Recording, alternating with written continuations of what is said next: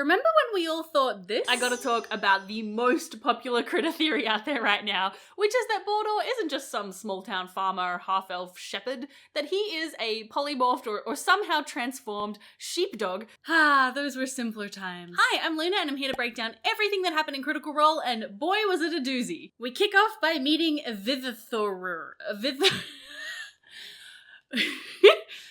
How do you say that word? We meet Evithor, the Taker. As that happens, the shadow seems to drip in a massive, slow column.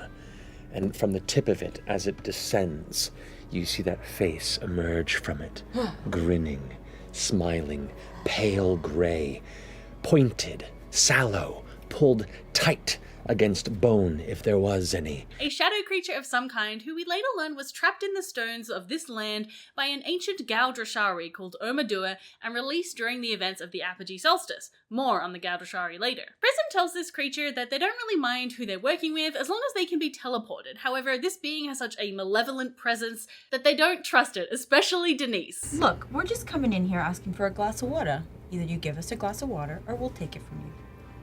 Whatever you want. It doesn't take too kindly to this, and it's time to roll initiative. Round 1. Ashton is up first, and they rush forward in a rage, holding their action. Denise does pretty much the same thing, dashing forward and holding her action. Aurum throws a dagger at Evithor, bloody hell, and crouches down out of view, but it uses a shadow spear for necrotic damage, and he gets pushed back 20 feet. Prism goes invisible and sends Mother over to Aurum, and the creature turns its frightening gaze on Denise. As you're there, the mask that shifted, like the face, turns and folds into the body and emerges out the side. It's stretching, almost like No Face from Spirited Away. It like pushes outward, and as it looks towards you, the eyes sink in and you can't help but glance directly into them. I need you to make a wisdom saving throw for me, please. You can do it. With a 20 though, it has no effect on her. Bor'dor pulls out his crossbow and casts Lightning Bolt. It fails but uses a legendary resistance to succeed, just taking half damage. The creature reaches out with more corporeal hands and the ground begins to shake and glyphs begin to glow. Prism casts Counterspell, but... Not good! We did! Well, you gambled. Shout out to the Taker. That is a reference to the podcast that Emily is on, not another D&D podcast. Shout out to the 2 crew. There is a burst of necrotic power and they all have to make saves. Laudna, Bor'dor, Prism all fail, and Denise, Aurum, and Ashton pass. The creature then summons a red glowing orb which hovers over near Ashton and Bor'dor, and for them, all of the colour in the room is drained and everything goes black and white. It's not really clear to me what these orbs did. If you know, let me know in the comments. It could be that they were providing a mechanical advantage or maybe amplifying this creature's abilities, I don't know. Laudna is next and she casts Mirror Image on herself and Darkness on one of the orbs, and at the end of her turn, he vanishes and reappears in another part of the cavern. Round 2. Ashton misses his first attack with a nat 1, wah wah, but he does hit on the second. Denise goes into a rage and cracks her whip to try and catch his attention. Over here! Got my titties out! But it isn't too interested. I mean, come on. Who could resist that? Aurum leaps to the side of the creature and attacks with a goading attack, and he notices inside the shadow the shape of a person. Prism casts Chromatic Orb, changing the damage type to Force using Denyos. As the orb explodes on the outside, you watch as the shadow is just pushed away, almost like it's stretching it like a tar before it snaps back, and for a brief moment you see an elven figure that's partially obscured by within that looks kind of shriveled a bit, pale, and seems to like take the impact as well before the shadow swoops back over it. This figure is Hevestro, the archdruid they were sent here to see. Bor'dor moves away and casts Cure Wounds on himself because he's pretty low on hit points already, and Marisha does some ominous foreshadowing. And then... Or fan shadowing. Is it too soon to make jokes? The creature throws another shadow spear at Aurum, but he manages to dodge it, and then the creature tries to move away from Ashton, but due to his gravity rage, its movement is slowed. Its jaws open and a green smoke comes out of it, attempting to cast what could be Cloud Kill, an extremely nasty spell, but Prism counterspells it. Laudna activates her Form of Dread and moves back, casting Eldritch Blast. And then Evithorirriririr turns its frightening gaze on Ashton, who fails the save and is frightened. Round 3. Ashton recklessly attacks one of the floating orbs using a Chaos Burst, and his attack shatters the orb. The creature shadow spears Aurum again, pinning him to the wall and restraining him. Denise then attacks with her sickle and disengages to move behind some crystals. Aurum, despite being restrained, attacks the creature, hitting with a nat 20 and using a goading attack. He also casts Grasping Vine with Seedling, attempting to pull Hevestro out of the shadow. The body gets pulled out of the shadow. Oh my god. Onto the ground next to you. That was a good idea. Prism grapples with what to do, trying to decide whether to heal Hevestro or just dimension door him somewhere. Ultimately, she decides to dimension door him right in front of Ashton. An unfamiliar figure land on the ground, and the book turns and goes, I don't know what you're supposed to do, but apparently it's something. Okay, good. Protect the body, because just protect the body. That makes sense, right? Protect the body, that's the one. Yes, please. Why did you put it here? Bor'dor casts Firebolt to hit one of the spears, the one that is inside Laudna's magical darkness, and he recovers some spell slots with his sorcery points. On Evithorirririr's turn, it moves towards Hevestro's with shadows reaching out. It attempts to cast a spell, but Counterspell. Counterspell? Yeah. All right. It's going to use its reaction to counterspell your counterspell.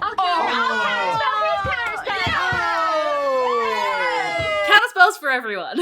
Laudna drops the darkness spell, casts Eldritch Blast, and quickens the spell to use Chill Touch, which means he can't regain any hit points. Chill Touch is such a dope-ass spell. I look at him, and in Shadowcant, I say, game recognizes game. Round 4.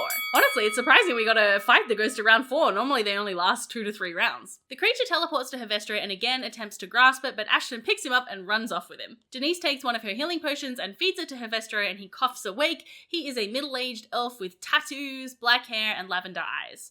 Orym rushes over to him and using bait and switch protects him with his shield. Prism also casts Chill Touch but turns the damage to radiant damage and it responds with a shadow sphere. Luckily though, she is covered by some of these crystal formations and it misses. Bor'dor shoots a lightning bolt through an orb and through the crystal to try and amplify it, and it scatters the bolt so that the shadow creature can't make a save and just takes the damage. Then Evithorirririr casts a fireball. No counterspell this time, unfortunately. And Orym, Denise, and Prism all fail. This causes Prism to drop her invisibility and Hevestro is knocked out again. Laudna uses Eldritch Blast and quickens it to cast out 4 blasts. Eldritch Blast. How do you want to do this? Game recognizes game. Game recognizes game. Yeah. I get with my form of dread, I as Laudna is one to do, kind of starts mirroring him a little bit, so her face like droops a little bit like his mask and she gets shadowy as it starts to billow and she just like machine guns these Eldritch Blasts into them. I don't know, you take it from there and make it cooler. The face you see expanding almost to where the entirety of the shadow is becoming a massive head for the face pulled out in a terrifying scream. As the last 2 hit it, you watch as they sink into it and the black blob seems to lurch forward like it's trying to crawl over the side, trying to escape. If you enjoy these videos, I would love it if you would consider subscribing to my Patreon. I would really love to make content creation and making critter content my full-time job, and I really need your help to do it. Realistically, I think I probably need to double the number of patrons that I have in order to reach that goal and to continue making these videos. I kind of set myself an ultimatum that if I can't make it to full-time by the end of the year, then I'm not sure if I'll be able to continue the weekly recaps, which feels scary to say, but they take up a lot of time, and it's a lot on top of working full-time and raising a very energetic 6-year-old. If you sign up for a yearly membership to my Patreon, you get 15% off, and the $5 and up tiers, you get a lot of behind-the-scenes access to things, like early access to videos, patron-only live streams, behind-the-scenes details, stuff like that, as well as my eternal undying gratitude. And I want to say thank you so much to all of my patrons who support me. Thank you very much. I truly appreciate you. Okay, that's the end of my spiel. Thank you. Back to the video. Bor'dor then heals Hevestro and some of the others with a mass cure wounds. Finally able to talk, Hevestro thanks them and confirms that the shadowy figure in the crystal is the spirit of Omadua, a member of the Gaudrashari, an ancient druidic sect from the Age of Arcanum. The Gaudrashari were the ancestors of the Ashari, and they watched over the areas of strong elemental magic. We first met them in EXU Calamity when they were instrumental in the installation of the Tree of Names, a magical tree that traced lines of protection across Exandria from the flying city of Avalir. You see, deep underneath the mountain, the druids tending to the seals.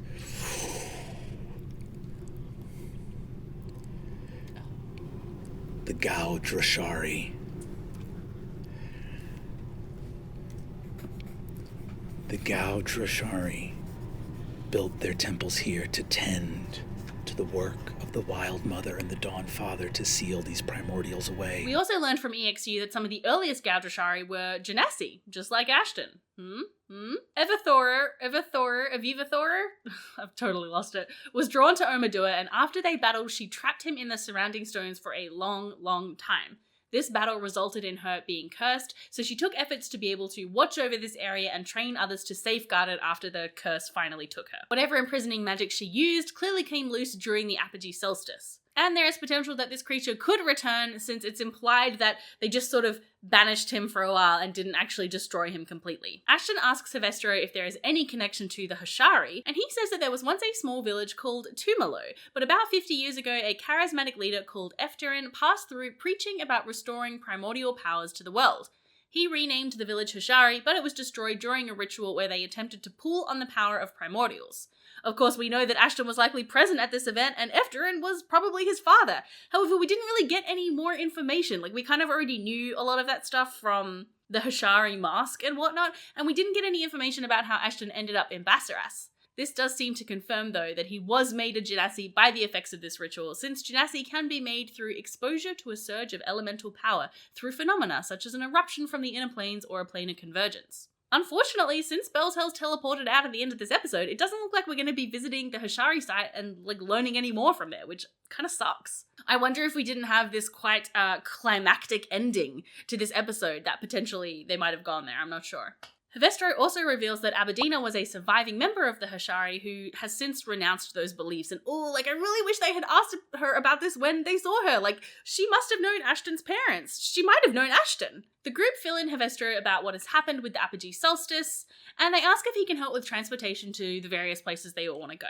He says he should be able to after a night's rest and invites them to stay for the evening. He then finds the skeletons of the 3 others of his order, which the creature consumed.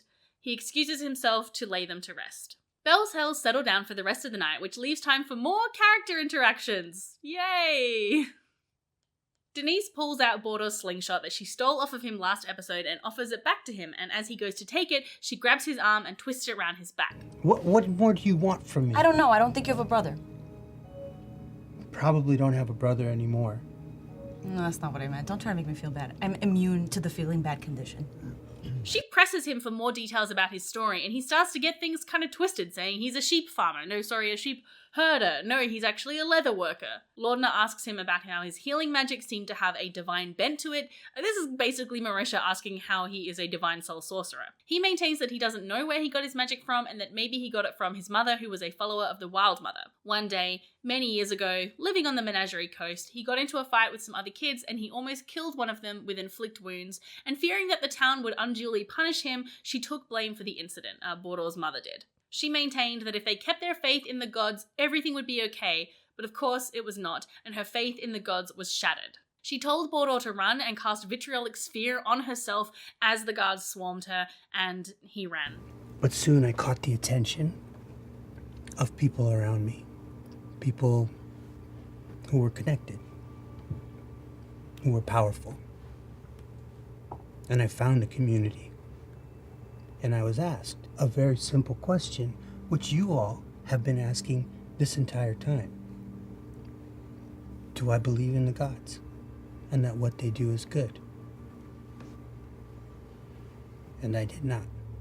Where there once was a golden, impish, sweet little boy, I'm gonna drop that shit. What the fuck? Oh my god. Still same guy, same guy, but the gold, there's flakes, there's cracks, there's gray underneath, and it's weathered. The eyes that were full of innocence are full of a sadness and a pain that you can only have.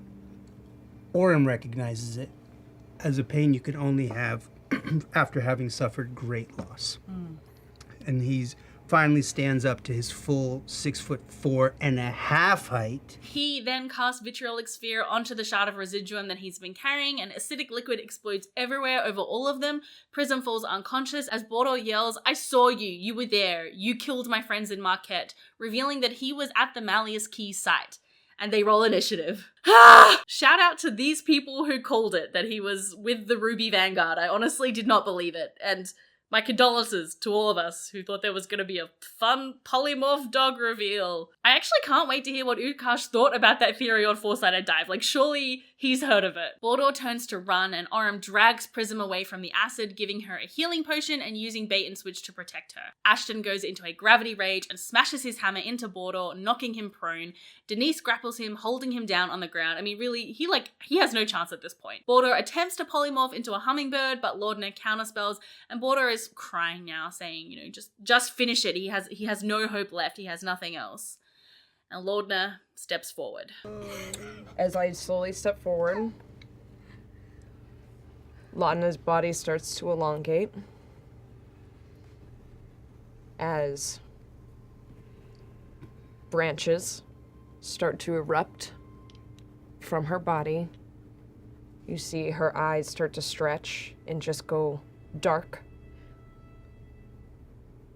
And faint purplish glowing hue that hasn't been seen in a while starts to emanate where her pupils would be. Counterspell. Oh, yeah, boy. Transforming into my form of dread. Holy shit. As this ghostly, witchy specter. Ooh, another 10. Oh, yeah, okay. Walks up to you. Shaking. I'm really sorry, Bor'dor.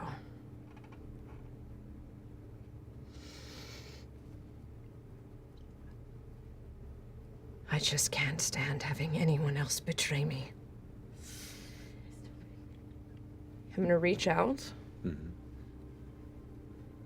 and I grab him by the throat and do Hunger of the Shadow.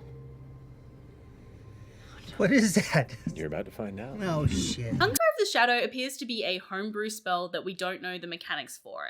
I think she's only used it one other time, and that is when FCG turned on the party back in episode 31. With this ability, she does 26 points of necrotic damage and...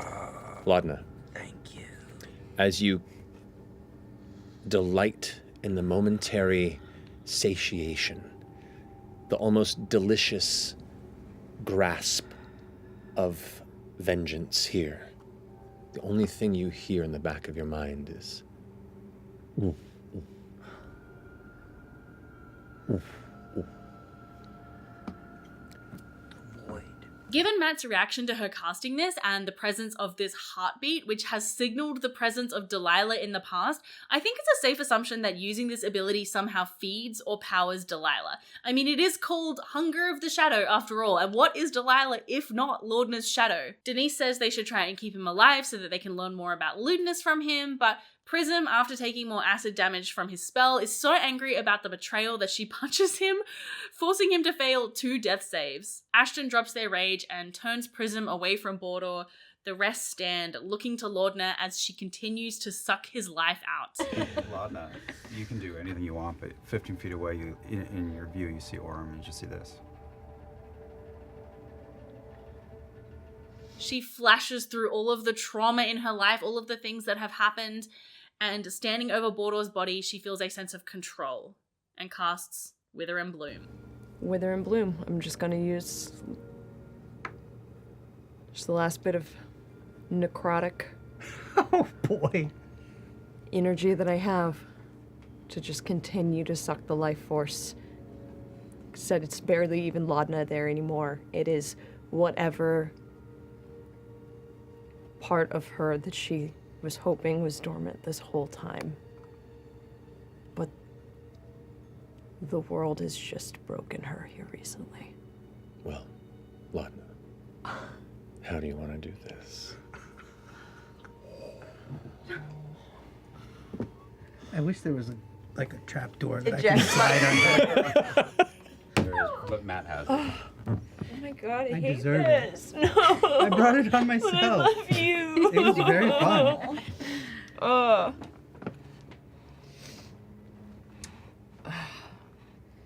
Just the darkness and her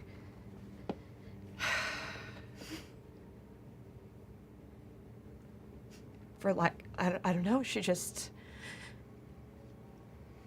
gives in to the darkness.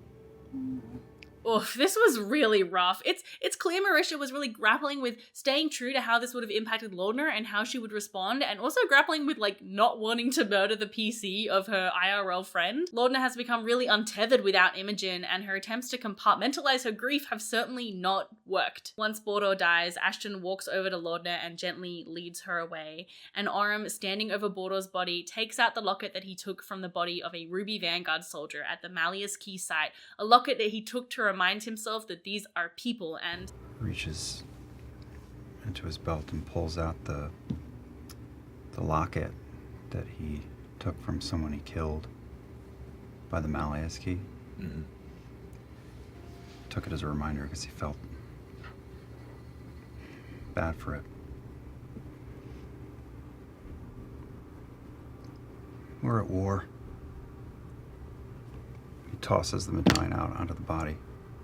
oh man, I saw a lot of comments of people saying, like, ooh, Orym's turned evil, but I really don't think that, that's what it is. It's a person who has done their best to do what they see as right and good and to grapple with difficult decisions that have real world impact, and again and again and again, they just keep getting betrayed and things keep going badly, and they've just resigned themselves to that. I feel like Orym has really resigned himself to it, and I actually find that quiet resignation and, like, hardening of spirit much more heartbreaking than just a straight up, like, heel turn. Oh, Orym, you tried so hard, and, he was really, like, the moral compass of the group, and to see him sort of, like, nod and just give Laudna permission in that moment, oh, that's gonna have a lot of fallout. Denise respectfully loots Bor'dor's body and finds a cloak of protection and a movable rod, a poison dagger, which was his mother's, and a hat of disguise. He had nothing on him tying him to the Ruby Vanguard, and he likely discarded all of it before they met him. They're all shell-shocked by this event and this betrayal, and Prism in particular is feeling very betrayed and angry and upset. This was sort of her first outing out into the wide world, and it's not really gone that well for her. And there definitely was some, like, chemistry, I'm not saying, like, necessarily romantic chemistry, but there was, like, a connection between her and Bor'dor that was really wonderful to watch play out, so I can totally understand that feeling of absolute betrayal. Hevestro returns and immediately clocks what happens. I think he took it a little in his stride too much, but I think that might be because Matt just wanted to give them, like, a little pep talk. Carry these memories with you. They hurt, but they are a strength as well. At least I have to believe that. Laudna and Prism speak about Delilah, and Laudna shares that she is scared that after everything Bells Hells went through to get rid of Delilah, that she has just invited her back in. Prism says, though, if you close that door once, you can close it again. We finish out this scene with one final echo of Bor'dor. A little ways from where Bor'dor died, on the ground, you can see a sketch photo of a mother, a father, and two boys, one of whom is younger and who's clearly Bor'dor. Damn, that one really got me. I wish we got to learn more about Bor'dor, like learn where his magic came from, learn what his role was in the Ruby Vanguard. This campaign has really not shied away from the grey areas of morality, and while we have had a betrayal before from a guest character from you, this felt much more emotionally fraught and tangled, especially since it resulted in Bor'dor's death rather than, you had a more kind of dramatic, villainistic, is that a word? Like a villain monologue moment to leave, but this just felt very different. How is everyone out there? Are you okay? I hope you're okay. The next day, they prepare to teleport out to their different locations. Prism scries on Dariex again and determines that he is in Western, so that is where Denise goes. Bye, Denise. You were incredible. Thanks, guys. Thanks so much for having me. Prism scries on Imogen, determining that she is in Dressar, and she joins Bells Hells so that she can make her way elsewhere in Marquette to take this opportunity to investigate and learn and get up to some mischief without the Cobalt Soul looking. And Deni was surprisingly on board with that. Bells Hells step through the tree, ready to meet their friends again. I'm actually very surprised that we had such a short run with these characters. I really thought we were going to get a roughly equal number of episodes with Team AOL as Team Wildmount. I think Matt also did like a fair amount of hand waving to get the timeline to sync up, but, you know, like, I'm actually totally fine with that. You know, sometimes you gotta hand wave a little bit in these situations. It is wild to think about how these two groups have had such vastly different experiences. I mean, Team Wildmount saved a city, got fancy new outfits, learned some things about lewdness, were charged by the gods to stop Predathos, and had a threesome. These folks killed an angel of the Dawnfather, destroyed a temple, and murdered a new friend, and hardened themselves to the harsh reality of war. These two groups are going to meet up with wildly different outlooks on things, and I think it's going to make for some interesting conversations, that's for sure. As always, let me know your thoughts and theories about this episode in the comments, and take care of yourselves. Candela Obscura is coming back next week, and if you need a refresher about what happened in episode 1, you can check out my full breakdown right here. Bye! Food Karsh. Food cars. Super fun.